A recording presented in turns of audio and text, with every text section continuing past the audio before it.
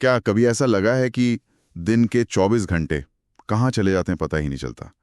और वहीं कुछ लोग हैं जो उन्हीं 24 घंटों में ऐसा लगता है जैसे दुगना काम निपटा लेते हैं, जैसे उनके पास कोई कोई सीक्रेट हो, है ना? आज हम इसी रहस्य को थोड़ा समझने की कोशिश करेंगे। हमारा जो स्रोत लेख है, अमीर समय कैसे खरीदते हैं, उसकी मदद से हम ये देखेंगे कि कैसे कुछ लोग पैसे का इस्तेमाल करके अपना सबसे कीमती संसाधन मतलब समय बचाते हैं। ये सिर्फ महंगी चीज़ों के बारे में नहीं है, बल्कि एक खास सोच है, स्मार्ट मैनेजमेंट है। हाँ बिल्कुल। और इसमें जो दिलचस्प बात है ना, वो ये कि ये सिर्फ करोड़पतियों के लिए नहीं है। जैसा आपने कहा, लेख का जो सार है वो यही है कि समय को प्राथमिकता देना ये एक मानसिकता है और कुछ तरीके हैं जो कोई भी अपना सकता है। असली मकसद तो ये समझना है कि पैसे को एक टूल की तरह इस्तेमाल करके कैसे ज्यादा प्रोडक्टिव बने और हाँ, तनाव भी कम करें। अच्छा, तो सबसे पहले ये समझते हैं, ये समय खरीदना, इसका असल मतलब क्या है? क्योंकि जाहिर है कोई सच में तो समय नहीं खरीद सकता। हाँ, सही कहा। ये एक तरह का मतलब मेटाफर है। समय खरीदना मतलब पैसे का इस्तेमाल उन कामों या चीजों पर करना जो आपका समय बचाते हैं।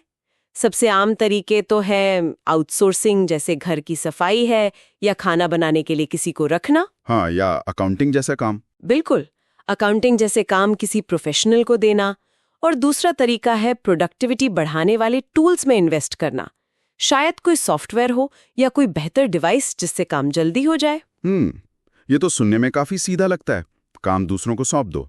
लेकिन लेख शायद इससे मतलब और गहराई में जाता है। ये सिर्फ काम टालना तो नहीं है। नहीं, बिल्कुल नहीं। ये गहरी सोच से जुड़ा है। लेख में इसे चुनिंदा फोकस कहा गया है। अमीर लोग अक्सर इस बात को लेकर बहुत साफ होते हैं कि उनके 1 घंटे की कीमत क्या है उनके लिए। वो उन कामों पर ज्यादा ध्यान देते हैं जहां उनका स्किल और समय सबसे ज्यादा वैल्यू ऐड करता है, और बाकी सब कुछ या तो डेलीगेट कर देते हैं या आउटसोर्स। ये आलस नहीं है, ये स्ट्रेटजी है, अपने समय को सही जगह लगाना। ये दिलचस्प है, मतलब पहले ये तय करना कि आपका समय कहाँ सबसे ज्यादा कीमती है। लेख में कुछ नए तरीके भी थे शायद, जो आम सलाह जैसे बजट बनाओ से हटकर हों। वो टाइम फ्रीडम फंड का जिक्र था। हाँ, टाइम फ्रीडम फंड, ये बहुत ही प्रैक्टिकल तरीका है। लेख कहता है कि अपनी कमाई का एक छोटा सा हिस्सा, मान लीजिए 5-10%, हर महीने अलग रखें और वो पैसा सिर्फ और सिर्फ समय बचाने वाली चीजों या सेवाओं पर खर्च करें। जैसे वैज्ञानिक असर भी है कि आप सोच समझकर अपने समय को वैल्यू दे रहे हैं। हाँ, ये बात तो है। और ये फंड बनाना तो किसी भी बजट में मुमकिन लगता है, छोटी शुरुआत करके। एक और आइडिया था टेक्नोलॉजी में निवेश का। हम सब ऐप्स तो इस्तेमाल करते हैं, पर लेख इसे कैसे देखता है? हाँ, लेख सिर्फ ऐप डाउनलोड करने को नहीं कहता रहा। वो कहता है उत्पादकता बढ़ाने वाली टेक्नोलॉजी में निवेश करें, इन्वेस्ट करें। ये ट्रेलो या नोशन जैसे प्रोजेक्ट मैनेजमेंट टूल हो सकते हैं, या शायद एक बेहतर तेज लैपटॉप जो आपका काम करने की रफ्तार बढ़ाए। अच्छा, यहाँ जो मुख्य शब्द है वो निवेश है। क्या ये टूल या गैजेट वाकई आपका इतना समय बचाएगा कि उसकी कीमत जस्टिफाई हो? यहीं पर एक आम गलती भी होती है। लोग बिना सोचे समझे महंगे गैजेट्स खरीद लेते हैं। हाँ, ये देखे बिना कि क्या इससे सच में समय बच रहा है या बस एक और खर्चा है। सही बात है। सिर्फ पैसा खर्च करना काफी नहीं है, स्मार्ट तरीके से करना जरूरी है। लेख में ना कहने की कला का भी जिक्र था। ये कैसे समय बचाने में मदद करता है? ओह, ये बहुत जरूरी है। देखिए, समय तो लिमिटेड है ना? हर मीटिंग, हर सोशल इवेंट, हर रिक्वेस्ट जो आप मान लेते हैं, वो आपके समय का एक हिस्सा ले लेती है।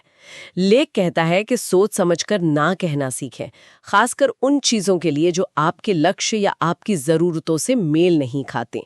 ये मुश्किल हो सकता है, मानता हूँ, खासकर हमारे यहाँ के सामाजिक माहौल में, लेकिन अपने फोकस और समय को बचाने के लिए ये जरूरी है। और उन कामों का क्या जो करने ही पड़ते हैं लेकिन जिनमें समय बहुत लगता है, जैसे रोज के काम या ऑफिस के कुछ रूटीन टास्क? हाँ, उसके लिए भी 2 रणनीतियां हैं। एक तो है स्किल्स में निवेश। अगर आप मान लीजिए अपनी टाइपिंग स्पीड बढ़ा लें या डेटा एनालिसिस जैसा कोई स्किल सीख लें, तो आप वही काम कम समय में कर पाएंगे। अच्छा, यानी खुद को बेहतर बनाना। बिल्कुल। और दूसरा है टाइम ऑडिट करना। हफ्ते में एक बार ईमानदारी से बैठकर देखें कि आपका समय जा कहाँ रहा है। क्या घंटों सोशल मीडिया पर निकल रहे हैं या ऐसी मीटिंग्स में जा रहे हैं जहां आपकी उतनी जरूरत नहीं।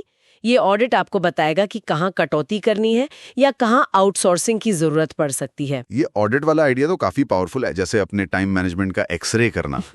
और पैसिव इनकम, उसका क्या रोल है इसमें?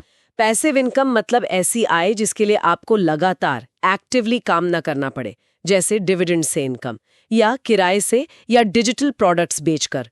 ये सीधे सीधे आपको समय खरीद कर देती है। जब आपकी जरूरतें पैसिव इनकम से पूरी होने लगती हैं तो आप पर पैसे कमाने के लिए हर घंटे काम करने का दबाव कम हो जाता है। सही है। ये आपको वो काम करने की आजादी देता है जो आप असल में करना चाहते हैं, ना कि वो जो आपको मजबूरी में करना पड़ता है।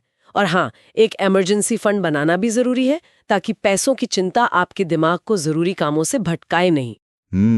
तो कुल मिलाकर निचोड़ ये है कि ये सिर्फ अमीर होने की बात नहीं है, बल्कि अपने समय को सबसे बड़ी दौलत समझने की बात है और उसे बचाने के लिए सोच समझकर पैसे और दूसरे रिसोर्सेज का इस्तेमाल करने की।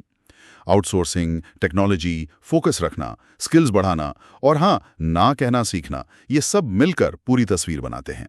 एकदम सही कहा। सार यही है कि समय को एक इन्वेस्टमेंट की तरह देखें। अगली बार जब कोई बहुत व्यस्त महसूस करे या काम में फंसावा लगे तो ये सवाल पूछना काम आ सकता है, क्या मैं यहाँ अपने पैसे का इस्तेमाल करके थोड़ा समय बचा सकती हूँ? शायद आज एक छोटा सा कदम, कोई छोटा काम आउटसोर्स करना या अगले हफ्ते के लिए टाइम ब्लॉकिंग शुरू करना, लंबे समय में बड़ा फर्क ला सकता है। ये सोच किसी के भी काम आ सकती है। बिल्कुल सोचने वाली बात है। हम अक्सर पैसे बचाने पर इतना जोर देते हैं, पर शायद समय बचाने पर भी उतना ही ध्यान देना चाहिए। अगर आज की ये गहरी पड़ताल किसी को उपयोगी लगी और वे हमारे काम का समर्थन करना चाहें तो डिस्क्रिप्शन में दिए गए UPI लिंक के जरिए ऐसा कर सकते हैं। आपका सहयोग हमें ऐसी और जानकारीपरक चर्चाएं आप तक लाने में मदद करेगा।